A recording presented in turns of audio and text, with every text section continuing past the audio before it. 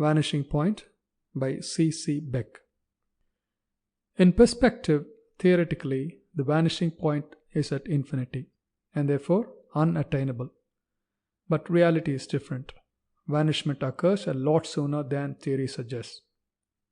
That's a perspective machine. Well, not exactly, but that's what I call it. No, I don't know how it works. Too complicated for me. Carter could make it go, but after he made it, he never used it. Too bad. He thought he'd make a lot of money with it there for a while he was working it out. Almost had me convinced. But I told him, get it to working first, Carter, and then show me what you can do with it better than I can do without it. I'm doing pretty well as is. Pictures selling good, even if I do make them all by guesswork as you call it. And that's what I told him.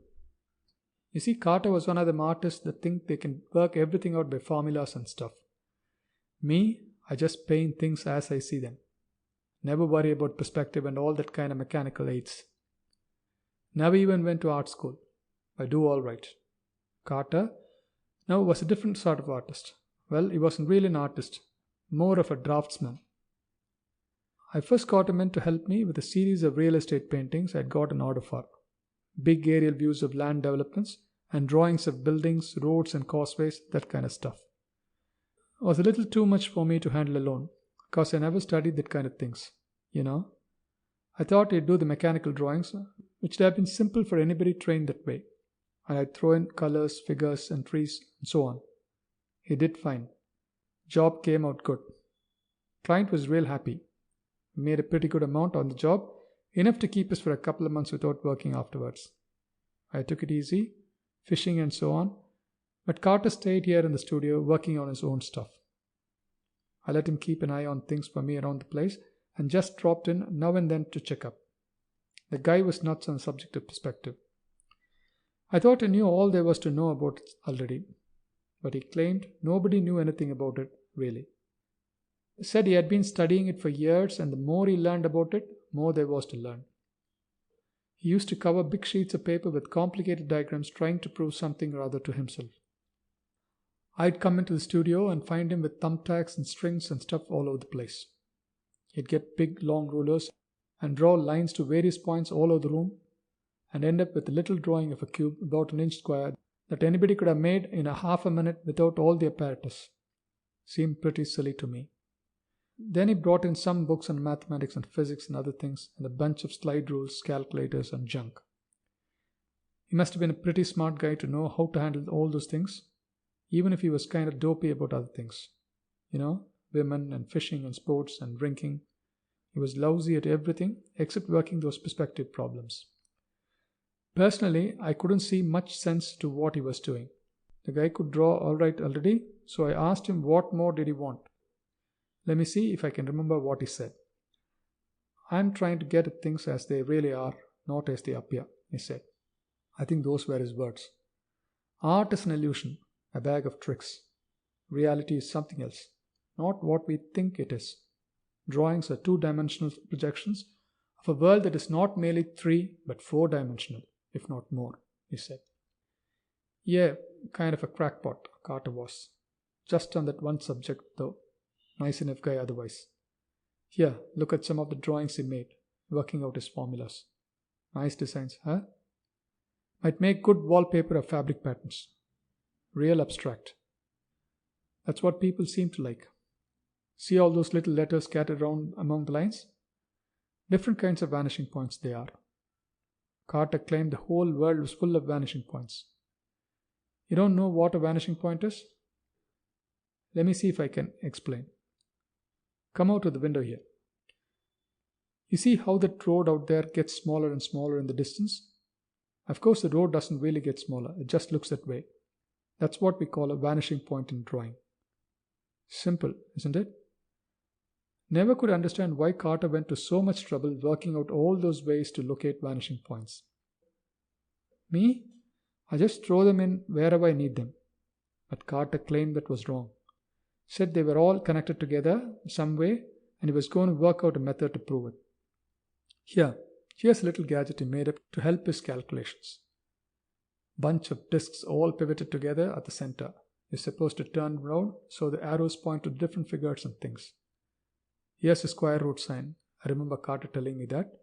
This one is a tangent function, whatever that means. Log, there is, short for logarithm. Oh, he had a bunch of the scientific stuff in his head all the time. Don't know whether he understood it all himself.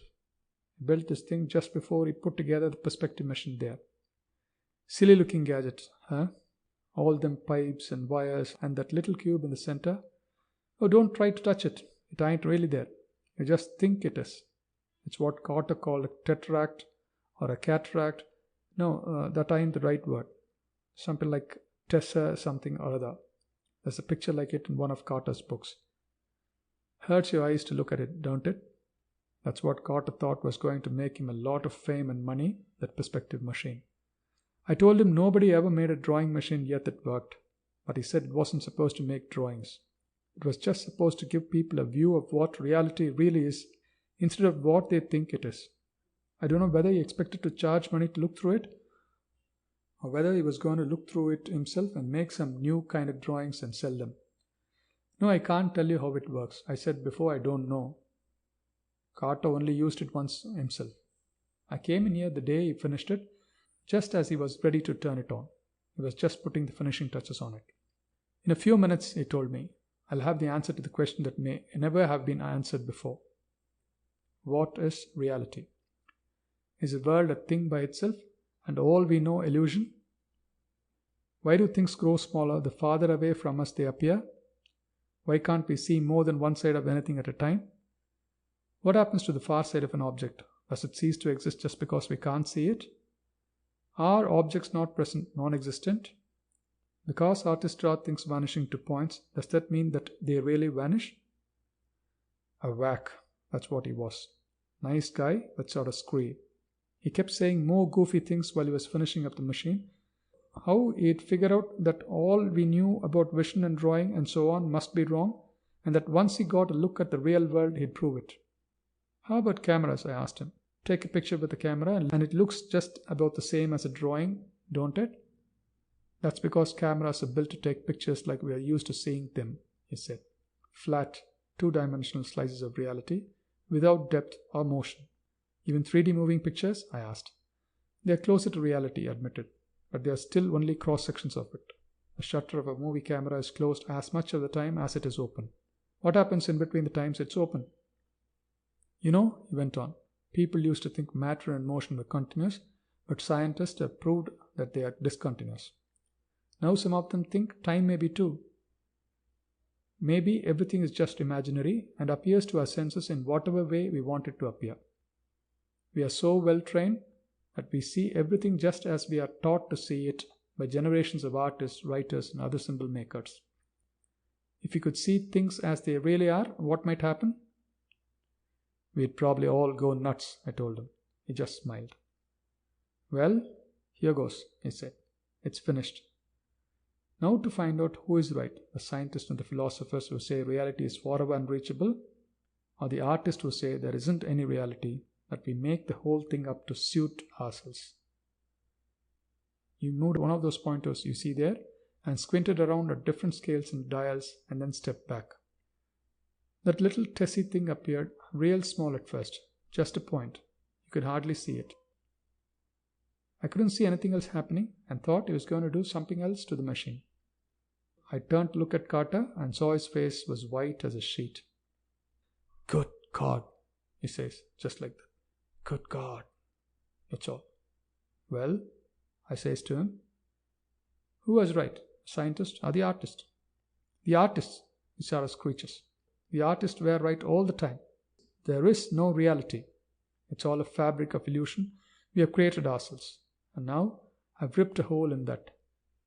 He gives a strangled hoot and goes hightailing out of here like something was after him. Jumps in his car and roars off down the road and disappears. No, I don't mean really disappear. Are you nuts? Just rode on down the road till he got so small I couldn't see him no more. You know, the way things do when they go farther and farther away? Happens every day.